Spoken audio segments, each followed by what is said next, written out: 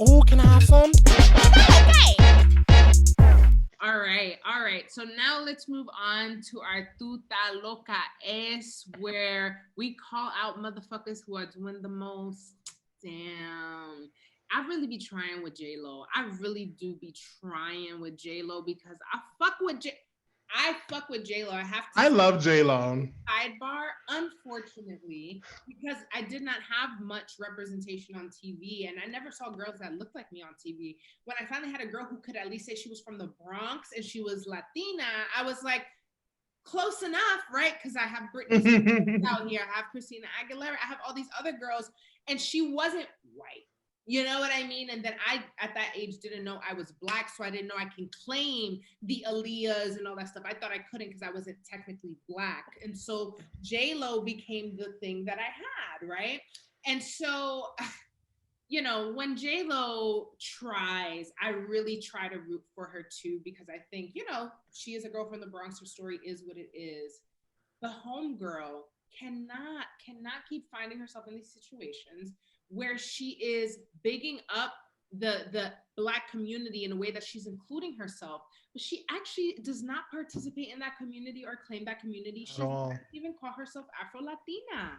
She doesn't. And it's so complicated because I've been in my evolution of talking about Afro-Latinidad. I realized that I was unconsciously building a bias against Afro Latinas who don't look Afro Latina. You know what I mean? Like where I'm like, oh, I know your dad is black or your mom is black, but you're not black. And so like it would feel weird to see them claiming it if they were white leaning, but it's kind of like, damn, well, if their literal mother or father are black, are they not Afro Latino? Like, so I'm still really in that weird like space.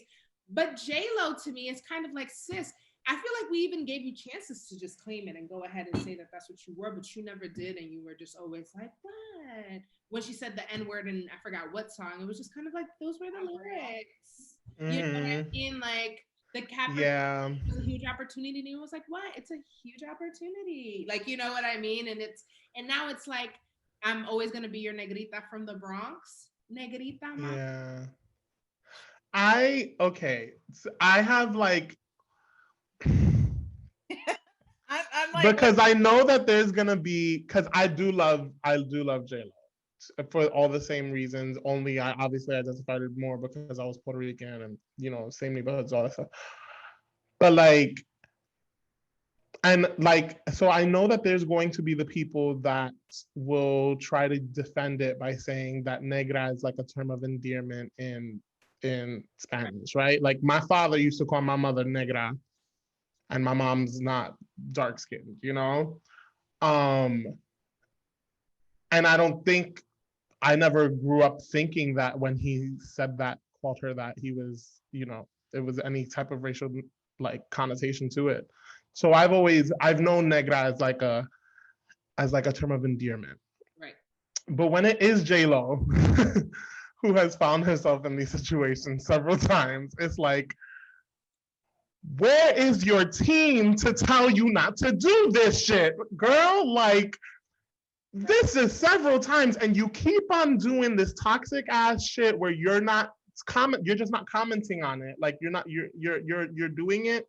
People are having backlash, and then she doesn't say anything about it, and she just lets it exist, you know, and that's a problem too. well, that's a PR move. It's like Mm-hmm.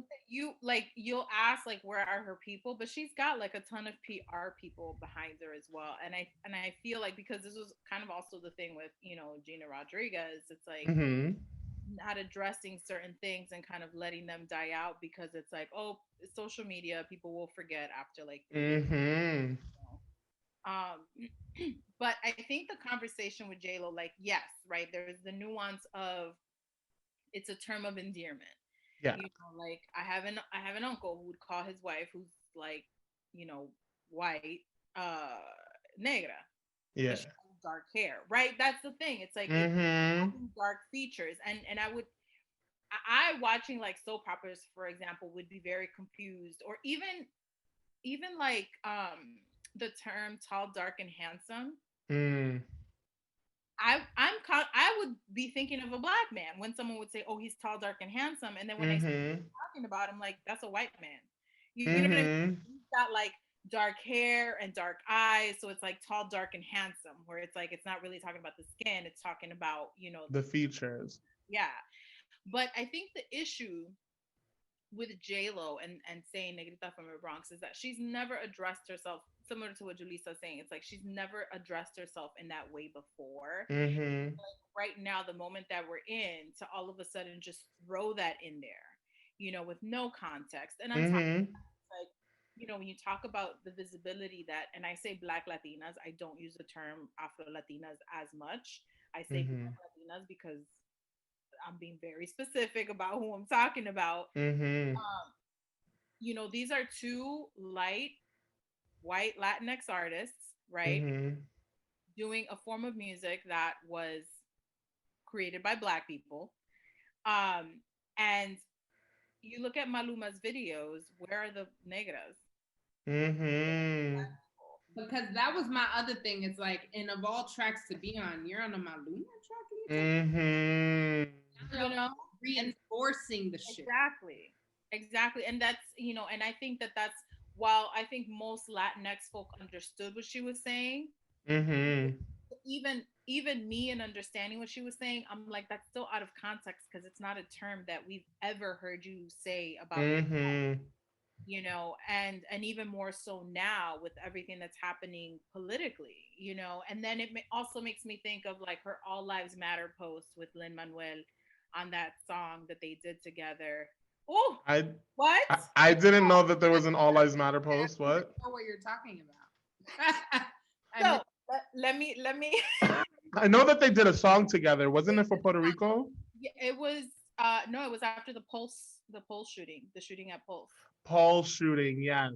They did this song together and they performed it on, I think it was Good Morning America.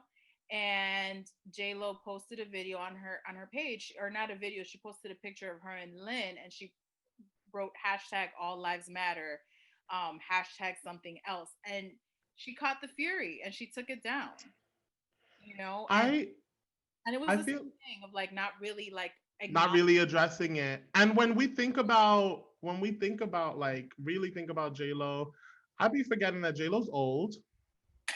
J Lo comes from our parents. She's like our parents' age, But and that think about their mentalities, yeah, and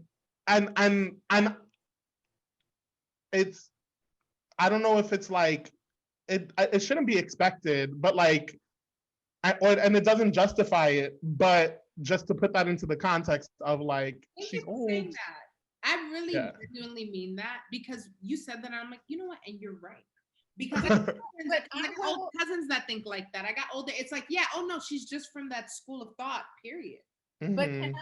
can I I'm gonna say this, yes, but when you have people like her and a lot of these other like older artists that are constantly reinventing themselves, it's like you're reinventing yourself in a way that if you're not also educating yourself on how these topics and these things are relevant, like you're just really trying to stay relevant for your celebrity and not because you're actually being an artist. Because that's a thing of like, what is an artist, right?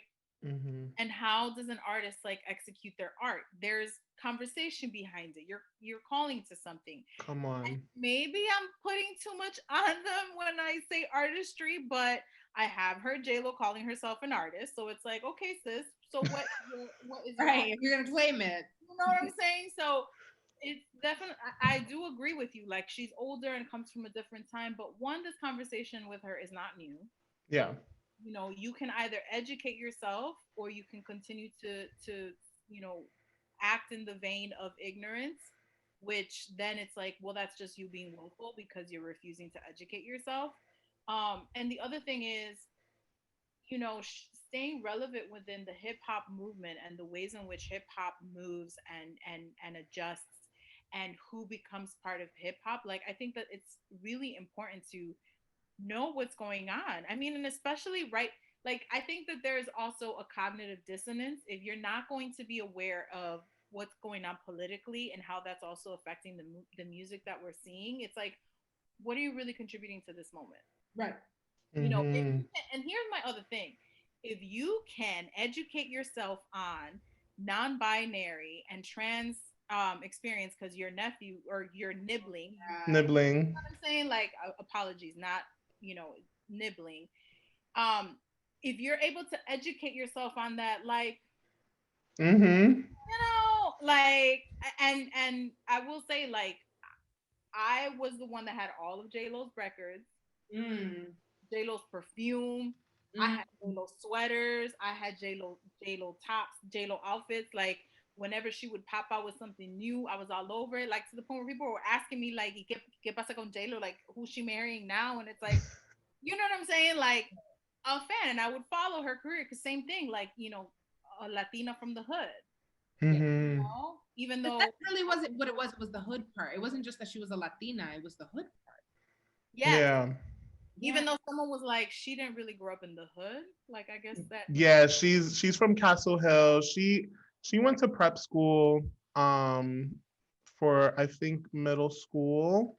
So she didn't like have like a like she grew up in a townhouse. It wasn't like I mean it was still the Bronx Yeah, I was gonna in say. I you mean, know I like in the neighborhood now. To her credit, yeah. it actually isn't. It's a nice looking neighborhood, but Yeah, yeah, yeah, yeah, yeah. so Yeah. not trying to give her extra points, but you know. But she didn't have like she didn't have like the Cardi B Yeah, no. upbringing, She you know, like have a Cardi B Bronx experience. yeah. But that's the thing. It's like, you know, being a Latina from, you know, from the hood, or from a community that is not like your typical, you know, well off or whatever. And so I gravitated towards that, and just also being able to like fit in, figuring out where I fit in as well, even though she didn't really physically represent me, Right. except for the ass part. Even though there were many times where I was like, but I got cousins with bigger asses than that. I don't see why. Hmm. It was always like, but that's regular. Like, what do you? Yeah, like, That's normal. That her ass is not big. Like, that's, you know, about that. Like, you can literally put a Coke bottle. I low key, not to interrupt, but I used to think that used to make me feel like, oh, that's also how I know I'm straight, because I can't even see what's so sexy about her ass. Like, I would literally be like, I guess it's because I'm straight. Maybe it's because I'm straight. I just can't tell with a big ass. Yeah. Like, I literally used to think that that's why I couldn't see it. I was like, because everybody else is drooling. I just don't see it. Well, And the way she's branded it, but now, like in the beginning of her career, she never like commented on it.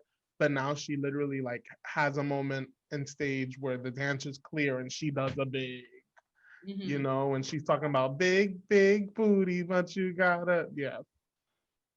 And that's another thing with her branding. Like she's branded herself the Bronx girl, but I mean, I obviously haven't done my research, but I can't really pinpoint the the part of the Bronx that she's really like been funneling all these all this money into, Where's her you know, Bronx like giving life? it back to the community. Yeah.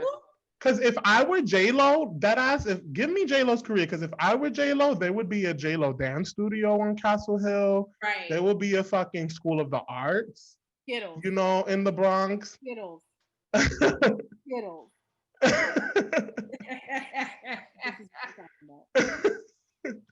Like, you know, it's like, how are you, you know, it's, again, it's like that, you're right. It's the thing of how are you really contributing to the community that you're constantly like uplifting, and it's hard, but it's also kind of like, are you for the people or not? Which is a separate conversation, right? Yeah, because some people would say, well, why does she have to? All she did was work to become an artist. And so she's an artist now. Why does she suddenly have to be a philanthropist and also be an artist at the same time? But as an artist, she's allowed to talk about where she comes from. That's not her exploiting them. That's her truth. And so why does she have to do that? This is not my opinion. I'm just saying that there are people who feel that. And I wonder, what are your thoughts to that? Like, you don't have to. Well, for me, there's, again, I feel like we can also tie this conversation to, like, you know, people like 50 Cent and Ice Cube, in the ways in which you're supposedly working for your community, but not really. Right. And, you know, not consulting with activists to really see what is actually needed, what are the strategies that are already in place and things like that. And you can argue, it's like, well, if you're gonna claim someplace, right? That is a form of exploitation because you're also gaining street cred by claiming this place. Especially as her being an artist that has worked, R&B, hip hop, or whichever genre. I feel like they all bleed at this point. Mm-hmm. Um, but it does give you a certain amount of street cred, and that's the thing that where things become commodities and things become uh what's the word, where they can become something that you can use for commerce to gain some kind of Yes. you know what I'm saying. Capital. Well, yes, it's not capital's not the word you're referring to, but it's like a capital. It's just Yeah.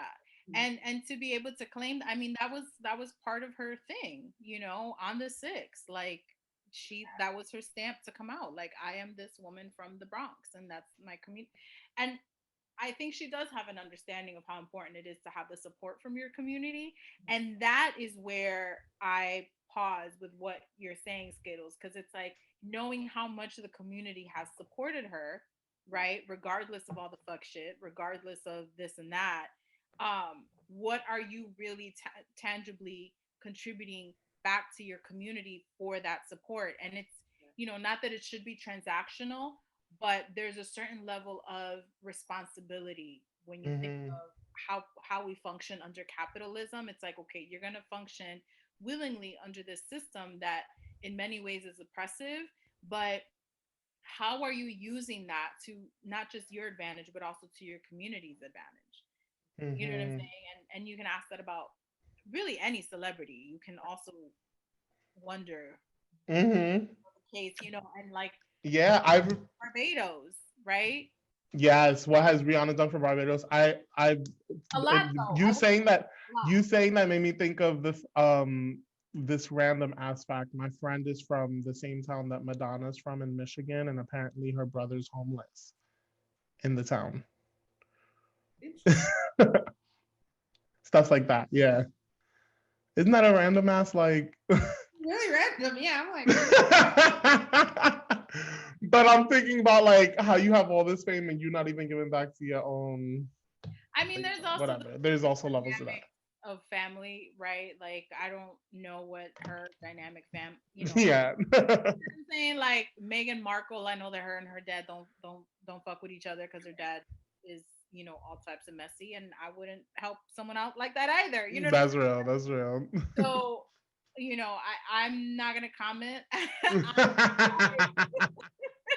because I feel like familial relationships get really sticky and weird, and who knows what her brother's mental state is, if he wants help or if he's like accepted her help or any of that. But I think when you look at it from like a larger scale of community and you claiming things, it's like, well, how are you actually, and I think of like the fundraisers for Puerto Rico when the hurricane Mhm. hit and all that, and just the repercussions of that after. And it's a lot. It's a lot. Celebrity is a lot. yeah, no, for sure, for sure. But I just need my girl to, check herself a little bit. Just like, I get the whole term of endearment thing, but to me, that term of endearment argument is the same argument as, but Goya has done so much for the community and they've given so much money and so much scholarship. You're going to cancel somebody who supported this community? Yeah, it feels like the same argument. It's like, yeah, it becomes about a bit more than the financial things and the flashy toys that they've given us. And it becomes about the righteousness and the value behind it and what that perpetuates if we allow it to slide. And people just don't want to. Some people are like, oh, fuck that. We're not going to see it in our lifetime. So why do we have to be the ones to care that much? It's Mhm. silly. J-Lo, get your team together. I still love you. I'm tight at you though. We'll see what your next thing